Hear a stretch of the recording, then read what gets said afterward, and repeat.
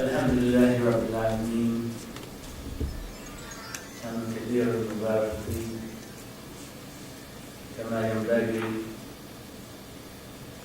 للحمد والثناء والصلاة والسلام على رسوله محمد صلى الله عليه وسلم المصطفى وعلى آله وصحبه أجمعين ومن والاه. All praise for Allah subhanahu wa ta'ala. The best of descriptions and names and characteristics belong to Him. And it is appropriate that Allah subhanahu wa ta'ala be praised by His creation. Everything in creation praises Allah subhanahu wa ta'ala, except those amongst the men and the jinn who refuse to do so. Peace and blessings upon the Prophet and Messenger Muhammad, alayhi salatu wasalam, the one whom Allah and how the glorified chose as the final messenger and prophet of mankind, and also his companions and his family, and all of those who follow his example. We thank Allah subhanahu wa ta'ala for guiding us to the path of Islam. Alhamdulillah, alladhi hadana lihada wa ma kunna linahtadiya lawla an hadana Allah. As those who are going into the paradise will say, as they approach the gates, all praise is for Allah, the one who guided us to this. Never could we have found it were it not for the guidance of Allah subhanahu wa ta'ala and how to glorify.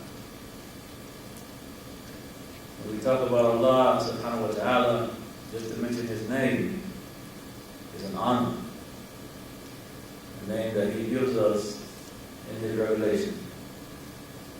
And it's interesting that when I saw Arabic Bibles, I saw Allah, the word Allah, Lafz Jalala, in the Arabic Bibles. And when you talk to the Arabic Christians, they make a distinction between Allah and Isa alayhi salam, between Allah subhanahu wa ta'ala and Jesus. So Allah Azza wa Jalla, as He says about Himself, Innani ana Allah, as He says to Musa alayhi salam, La ilaha illa ana fa'budni wa aqim as-salata li dhikri. Certainly I am Allah. There is none besides me. So worship me and establish prayer as a remembrance to me.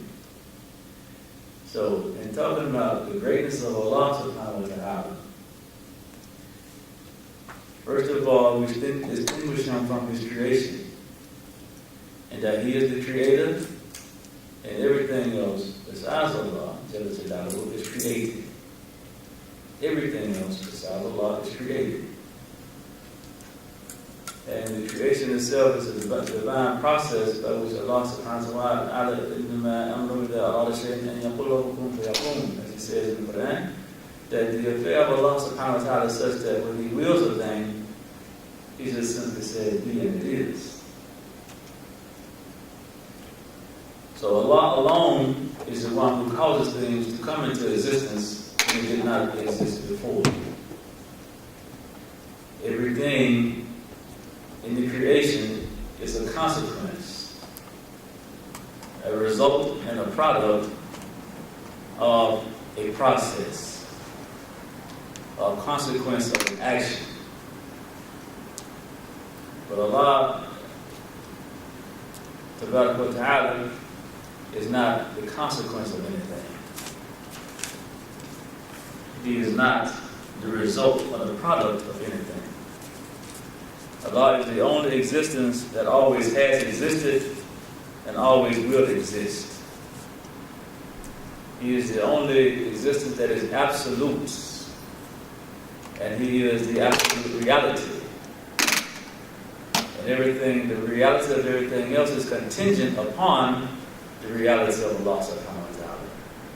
Subject in His existence to His having caused it to exist, and subject in its ending, ceasing to exist, to Allah subhanahu wa ta'ala's decree of a time when nothing else will exist except Allah subhanahu wa ta'ala. As He says in the Quran, هو الأول والآخر الظاهر والباطن وهو بكل شيء عليم. It is Allah Jalla Jalaluhu is al-awwal. That is, He is the first. That is the first in terms of all the existences. At first there was only Allah. And He is al-akhir. That is, He will again become the only existence after everything else ceases. And He is al-zahir. Nothing preceded Him, nothing precedes Him, because He will never cease to be. He is al-zahir, that is, nothing is above Him. And He is al-batin, nothing is nearer than Allah subhanahu wa ta'ala. As the Quran says, هُوَ أَقْرَبُ إِلَيْكُمْ مِنْ حَبْلِ الْوَرِيدِ. That He is closer to you than your own jugular vein. Allah subhanahu wa ta'ala is closer to us than our own jugular vein that carries the energy to our brain from our heart. That allows us to be conscious and functioning human beings. He is closer to us than that. And the verse that says, وَاللَّهُ يَحُولُ بَيْنَ الْمَرْءِ وَقَلْبِهِ makes it very clear that Allah intercedes between the person and their heart. Allah intercedes between the person and their heart. And we beg Allah to intercede between us and our hearts when the ills emerge from our hearts, that we harbor in them, that the base desires that are in our hearts, when they seek an opportunity for expression, that Allah will intercede between us and our hearts. That the guidance of the lives of the devil has provided for us, and we are sometimes slow to act upon, Allah will intercede between us and our hearts, and guide us despite ourselves. Despite ourselves. So much so that Allah says in the Quran, عسى أن تحبوا شيئا وهو شر لكم وعسى أن تكرهوا شيئا وهو خير لكم وعسى أن تحبوا شيئا وهو شر لكم والله يعلم أنتم لا تعلمون. That is, perhaps you will dislike something that is good for you and like something that is bad for you. Allah knows and you do not know. You see? So we need Allah to guide us because we can't trust ourselves. I saw this over and over in the prison system.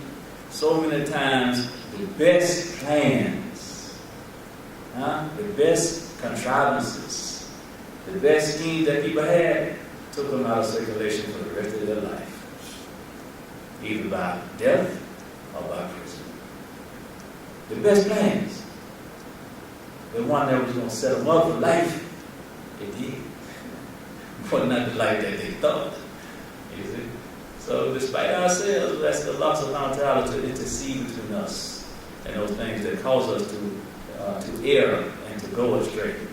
As in the khutbah of Ibn Mas'ud, that the Sahaba would say before they wanted to speak, إِنَّ الْحَمْدُ لِلَّهِ نَحْمَدُهُ وَنَسْتَعِينُهُ وَنَسْتَغْفِرُهُ وَنَعُوذُ بِاللَّهِ مِنْ شُرُورِ أَنفُسِنَا وَمِنْ سَيِّئَاتِ أَعْمَالِنَا مَنْ يَهْدِهِ اللَّهُ فَلَا مُضِلَّ لَهُ وَمَنْ يُضْلِلْ فَلَا هَادِيَ لَهُ أشهد أن لا إله إلا الله وحده لا شريك له أشهد أن محمدا عبده ورسوله من شرور أنفسنا وسيئات أعمالنا. We seek refuge with Allah from the evils of our own selves and from the embarrassment of our own misdeeds, of our own sins.